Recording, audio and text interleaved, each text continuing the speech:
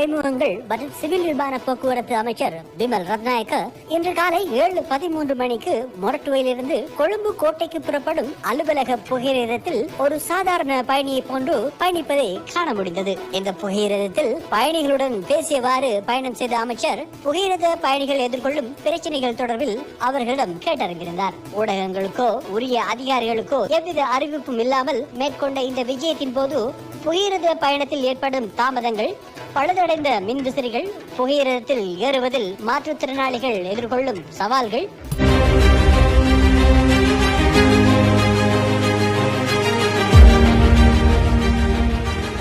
கல்முனையில் மர்ஷூக் டாக்ஸ் புது வருடத்தை முன்னிட்டு விசேட விலைக்கழிவில் ஆண் பெண் சிறுவர் சிறுமி என அனைவருக்கும் மற்றும் எந்த கலாச்சாரத்தினருக்கும் ஏற்ற ஆடைகளின் சாம்ராஜ்யம் கல்முனையில் மர்ஷூக் டாக்ஸ். ஆடைக்கலை நிபுணர்களால் தயாரிக்கப்பட்ட இந்தியா, பேங்காக், இந்தோனேசியா, சீனா போன்ற நாடுகளிலிருந்து தெரிவிக்கப்பட்ட ஆடைகளை காண வாருங்கள். அடுக்கடுக்காய் உங்களை ஆச்சரியத்தில் ஆழ்த்தும் ஆடைகளின் சாம்ராஜ்யம் மர்ஷூக் டாக்ஸ். நியாய விலை, கனிவான உபசரிப்பு, விசாலமான காட்சி அறை, புத்தம் புதிய டிசைன்களில் ஆடைகள், தெரிவுகளோ ஏராளம். கல்முனையில் மர்ஷூக் டாக்ஸ். இலக்க 132 கீழ் A trust house road, Kalmunai. தொலைபேசி 075-566-0425 மற்றையது 077-8582-721.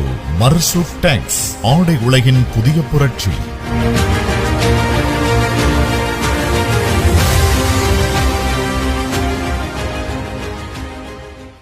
மற்றும் புகையிரத நிலையங்களில் தூய்மையற்ற நிலைமைகள் மற்றும் பாதுகாப்பு பிரச்சனைகளுடனான காலாவதியான புகையிரதங்களை தொடர்ச்சியாக பயன்படுத்துவது தொடர்பில் பயணிகள் இதன்போது தங்களது விசரங்களை தெரிவித்ததாக தெரிவிக்கப்படுகின்றது. அமைச்சர் பயணித்த புகையிரதம் சுமார் 13 நிமிடங்கள் தாமதமாகவே வந்துள்ளமை இங்கு குறிப்பிடத்தக்க விடயமாகும். அமைச்சர் தனது பயணத்தின் போது சில புகையிரத நிலையங்களில் விரைவாக இறங்கி விரைவான கண்காணிப்புகளை செய்து உடனடியாக மீண்டும் புகையிரதத்தில் ஏறியுள்ளதோடு இதன்போது பல்வேறு பிரச்சனைகளையும் அடையாளம் கண்டுள்ளதாக தெரிவிக்கப்பட்டது.